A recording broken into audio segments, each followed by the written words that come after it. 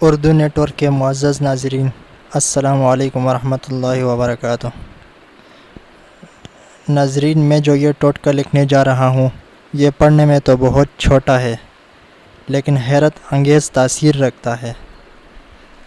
Urdu net work کے ناظرین اسے معمولی اور سستا سمجھ کر نظر انداز مت کریں، کیونکہ اکثر سستی چیز لوگ نظر انداز کر دیتے ہیں، تو اسے معمولی مت سمجھیے گا۔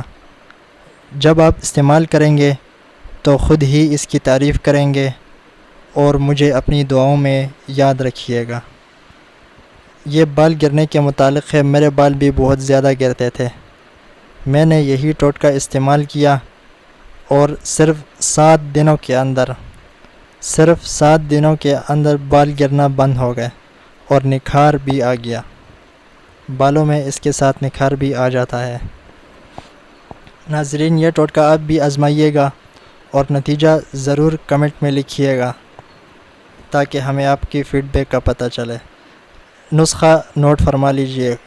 یہ لہسن، تھوم کے اوپر جو چھلکا ہوتا ہے، چھال، اسے چھال بھی کہتے ہیں، یہ حسب ضرورت لے کر روغن زیتون میں جوش دے کر محفوظ کر لیں، اور جب نہائیں تو نہانے کے بعد یہی تیل استعمال کریں۔